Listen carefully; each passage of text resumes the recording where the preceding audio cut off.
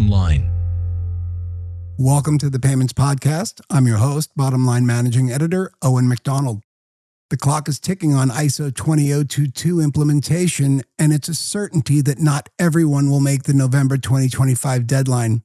Providing valuable insights into this conundrum, we're delighted to welcome back Frederic Viard, Principal Product Manager of Financial Messaging at Bottomline. Frederic, welcome to the Payments Podcast. Thank you, Owen. Getting right into it, it's come down to a matter of months before reaching the epic ISO 20022 compliance deadline. As the financial industry rushes towards this landmark cutover, let's stop for a minute and revisit the whys and the wherefores. Fred, what is the purpose of ISO 20022? For whom is it made? Who benefits most? I think you are right. So the effort now is really about implementing and testing CBPR plus messaging and to assess the multiple scenarios and their impact on the financial institution that they will have to face when the deadline will be gone. So today we forget a bit the essence of what it is the purpose, because we are really focused on making the project live and testing the messaging. But I think it could be good to summarize the underlying triggers for moving on to ISO 20022. It's not a standard release. It's not a technical migration. This is something which is much broader. I think we can summarize four main areas where ISO is really an element for moving on in terms of making the financial industry frictionless, more let's say more interoperable. So I think these four pillars, which are at the ground of what is ISO 20022, we can summarize first. This is about having a messaging standard which is completely structured in order to enable something which is end-to-end machine-readable. So this is not the case today. We have still some free text, some non-formatted fields, and so on. So if we want to achieve end-to-end machine-readable exchange, in order to have minimum exceptions and to ensure full automation and higher operational efficiency, we need to have a standard which is completely structured to enable this end-to-end exchange of transactions. Right. I think the second area is to provide a common language across the global industry to ensure interoperability. So if any payment schemes or market infrastructure has different format, it's very difficult to connect them together. So if we want to have this interoperability across market infrastructure and payment scheme to facilitate expansion and to facilitate growth and financial inclusion as well, we need to rely on a standard which is like ISO 20022. The third aspect is around the structure of the format. Since we have more structure fields, more information, then we have more precision.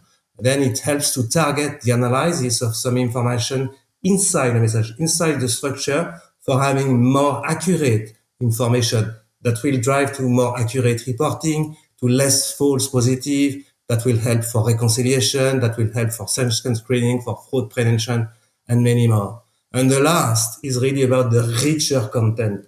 With a content that avoids truncation, it will help to have less misunderstanding, it will help to have less insufficient information, and this rich information can be in turn used for building new services with improved visibility, more notification, and ultimately a much better user experience. That all adds up. Now, the focus for banks is to ensure ISO and CBPR plus compliance from a standard implementation perspective. Hitting the November deadline is going to be tough for some banks and credit unions. Here's a multi-part question, Fred. What are the risks for FIs that do miss the deadline? What are the options if they miss it? And are there any penalties for missing it? So risks, options, and penalties, Fred.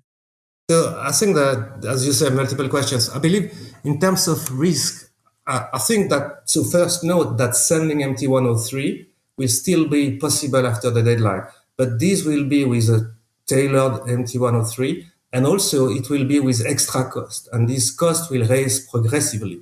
So one of the risks is, and they will be probably stop at one point.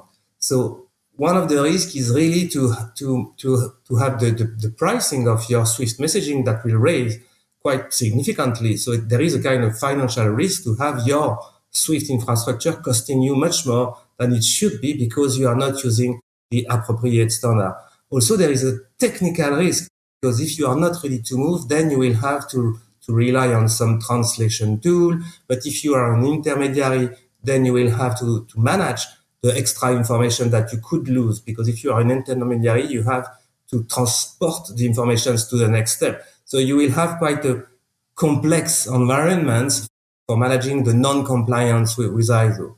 And I think another risk is to be marginalized. So if you are perceived as being behind and not being part of the game, then you could lose market share, and then you can create a commercial risk to lose customers because you are not ready in the full processing chain. So in terms of options, so you name it, there are some translation which are available. You can continue to send MT103, but again with a higher price. But for the incoming flow, you will receive MX messages, so ISO 20022 messages anyway. So this is really something which is really important. There is not such a room for option in that migration because costs will increase, and then you could be at one point disintermediated from the global picture of the banking exchanges. Right.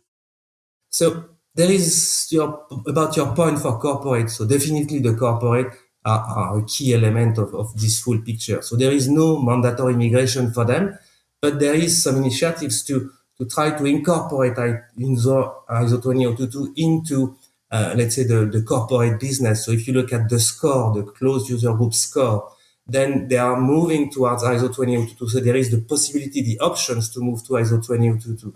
So corporate are a big part of the landscape, and they need to be addressed.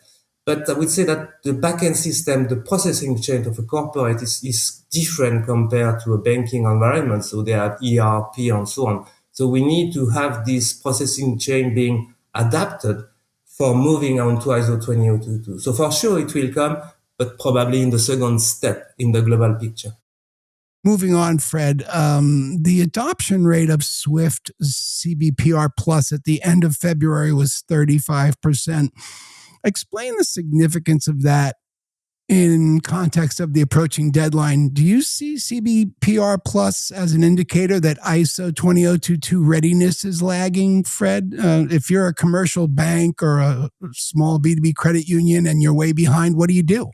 So I think first, we have to keep in mind that all the big payment service providers are ready for some time already. So they are waiting for the full marketplace to be on ISO 20022 to take the maximum benefit of this migration, because we need to have a critical mass of users having ISO 20022 implemented in order to have an end-to-end transaction ecosystem, which is again machine-readable and fluent and frictionless. So the big ones they are.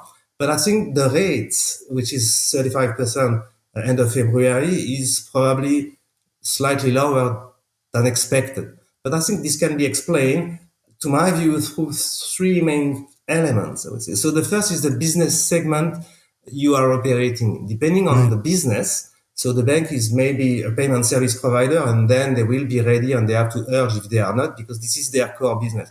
But if you are, and especially if you are working in a cross-border payment, or a payment factory. But if you are a small local bank, let's say relying on your domestic network, the priority is slightly different. And if you are an asset manager with a core business which is more on the securities side and the payment side, then you have also this migration as being a lower priority compared to the payment factory. So this category, this business segment being not for payment only, they will move onto ISO 20022 probably at a slightly later stage, because this is not their highest priority. I think the second element is really about the readiness of the various systems which are involved into this ISO 20022 migration. So probably some software or backend provider, they have not yet delivered an ISO 20022 compliant release. So they will have to do this in the coming weeks. But this is something which is the banks have to wait for having their full, let's say, processing chain being ready on ISO 20022. So they are probably waiting for some release deliverable from their provider. And last, I think probably this migration has been a bit underestimated in terms of impact. So there are some elements to catch up, because maybe for some it has been perceived as the usual network release end of the year, when it was a much bigger project. Right. So I would say three main things. So the business segment where you are operating, the backend system readiness, and probably some underestimation of the full project and full impact and ramification of ISO 20022 migration. On the topic of cross-border interoperability, which you mentioned, the G20 is promoting global economic harmonization, quote unquote, using ISO 20022. What effect will G20 involvement have on overall adoption, do you think, Fred? Yeah, so just as a reminder, the G20 initiative in cross-border payment is about the 20 biggest economies in the world. They have set up some objective with some KPI, most of them for 2027. And these KPI and the main pillars, the main streams that are in the scope of the G20 is around speed of payment. So to make the cross-border payment faster, to have more transparency, so more notification, more status tracking, to have possible access to the cross-border payment, so multiple endpoints to access a tool to make a cross-border payment, and to reduce cost on cross-border payment. So speed, transparency, access, and cost. So what is the role of ISO in that space? ISO is not an objective in itself for the G20, but if we want to achieve these goals, so faster, more transparency, more access, and lower cost, we need to have something which is less frictions, which contain richer data, which in order to help more inclusion of players, to have less exceptions. And all of that requires to have an underlying element which is widely recognized across the industry, which is rich in terms of data, machine-readable, interoperable. And all these aspects will be provided by the ISO 20022 standard. So this is really the key element of ISO 20022 is to have a foundation which will help to meet the final goals, which are speed, transparency, access, and cost on cross-border payment. So this is not a goal in itself. It's a way to reach these objectives which have been set up by the G20. Okay, last question. You were recently telling me that the November 2025 deadline represents only the start of the journey for ISO 20022 and all the new business cases for operational efficiency and overlay services that it portends. Talk us through some of those new business uses, Fred. Yeah, so I think this is not only the start. We are a bit in the middle because ISO 20022 exists for many years now. The big thing this year is about the mandate in the area of the cross-border payments to have everyone being on ISO 20022. So this is really something which will become global in order to have cross-border payment on ISO 20022. So this is for CBPR plus. ISO 20022 helps the CBPR plus migration, but it is not only about that, because the ISO 20022 is a way to describe the various elements which are involved in a payment transaction. So you have currency, amount, beneficiary, exchange rate, or everything. So you have plenty of information which are under the ISO 20022 umbrella, which are formalized, and that can be reused not only for financial messaging, but also for API. So API services are based on the same structure and definition of financial element. The securities business is also has its own set of ISO 20022 messages. Instant payment, so all the instant payment initiatives, they are on ISO 20022. And let's say roughly any new initiative in the banking area which involve exchanges of information is based on ISO 20022. So a global harmonization via ISO, this will help for more notifications to users, more transparency, more data, more focused data. So typically business cases can be found in having more accurate sanction screening, so less false positive, less exception in general, so for an improved operational efficiency, to have comprehensive remittance information, so no truncation, so the full information is transported from beginning to the end. Reconciliation, ISO 20022 will help also with richer data. Improve fraud prevention, again, because you can more tailor what you want to monitor in terms of fraud prevention. You will have enhanced cash management and improve user experience. And then, since we just mentioned at the beginning that this ISO 20022 is not only for messaging, so you will have additional services that will, let's say, complement the full flow, and they will be based on ISO 20, for instance, the Swift essential services. They will rely on use the ISO 20022 content and including the messages which are in ISO 20022 to have a full experience which is based on the new standard. And I would see the ISO standard that will be shared across the marketplace will probably see new business case coming. So today this is a bit fragmented. Some are ISO compliant, some are not. So once the full marketplace will be ready on ISO, I think we will see some new cases that we haven't thought yet that will come along because, we can do that, we can share this information, we can enrich this information. But I think it's difficult to close this response without mentioning artificial intelligence.